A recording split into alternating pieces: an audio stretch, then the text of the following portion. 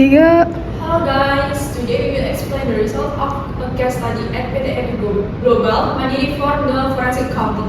Before we start, let me introduce ourselves. I'm Imelda Kapita Azradira. I'm Naswar Kadina Aura Prastia. I'm Evi Maria. Tiga. For the first start, this assessment and press out. There is include PIP funds, a difference of IDR 1.3 billion and cloud transaction without valid evidence and indicate a high risk of fraud.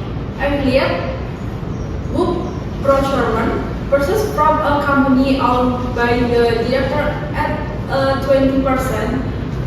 High price without a tenderize the risk of conflicts of interest and markups. Real Presto. For the first, political governor funds are vulnerable to intervention. Second, economic potential loss due to markup price. Second, legal risk of violating the anti-corruption law.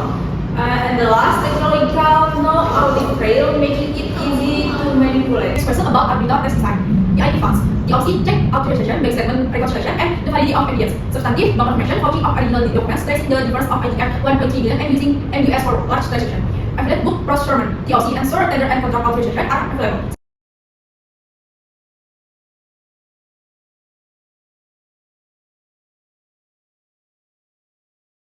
Tiga. Proposal audit sampling plan. To ensure valuable findings, the audit should apply monitoring and sampling to test the PIP found due to the significant difference between EGM report 10.5 billion and the bank confirmation 9.2 billion. MUS prioritize high-value item and its effect for deleting material misstatement. True sampling should be used to assess compliance with internal control.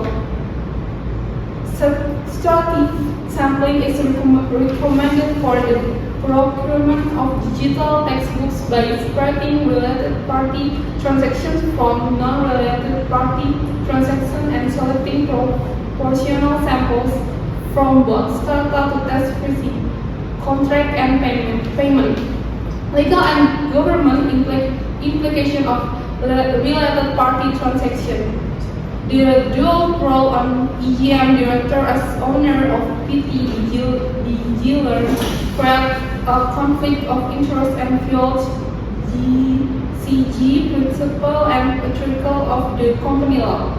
Non-tender procurement resists transparency and fairness requirement, potentially violating presidential regulation number 16 2018 and using stat form.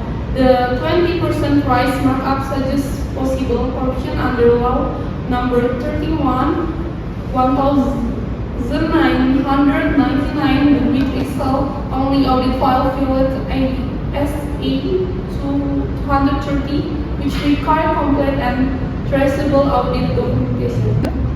Stronger oversight is supported by trend analysis, digital law check,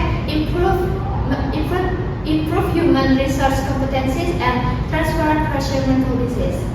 And the last question is about audit documentation plan in accordance with ISA 230. Audit documentation must clearly and traceably cover objective, scope, methods, result, and conclusion. Secure access and data backup are required. Digital evidence and the use of audit technology must be recorded to ensure transparency, organization, and compliance with ISA 230, retention and completion standards. Okay, the question one. What the key result the auditor priorities in the case? The auditor solve priority the risk of misuse of PIP funds as the evidence by large discrepancies and valid evidence and indication of fraud involving public funds. And question two, how should the auditor design investigative procedures to detect discrepancies in PIP disbursement? The auditor should review authorization, conduct bank reconciliation, validate evidence, conduct external confirmation, post for original documents, and conduct forensic tracing to identify discrepancies. Understanding offers the most appropriate approach to answer reliable finding is monetary unit sampling. Given the large discrepancy between the reported EIP balance and the bank confirmation, MUS target high-value transactions and effectively detect material misstatement in line with AESA 5030 to strengthen assurance. It can be combined with attribute sampling to test compliance in fund disbursement, and start field sampling for digital textbook disbursement by spreading related party and non-related party transaction. Legal and government issue in related party transaction, the affiliate transaction raises serious risk, conflict of interest due to a greater also, owning PPD dealer, non-tender procurement that raises transparency and fairness requirement, and 20% price markup indicating potential corruption under the anti-corruption law. We audit documentation further violate ESA 230 showing major failures in government internal control and legal compliance. Okay, the next question is about application audit technology. Full data analytics with ACL or IDEA, application of Winforce law, use of CATs and forensic IT for real-time digital traces, and AI for rapid fraud detection. And the last is about policy recommendation for the Ministry of Education, strengthen regulation, routine external audit, and price limits for affiliate procurement, implement digital monitoring with audit trails or blockchain technology, open tender, improvement human resources, modern audit technology, and strict sanctions, and also whistleblowing programs. That's all the explanation from our group. Hopefully it's useful for all of you. Thank you.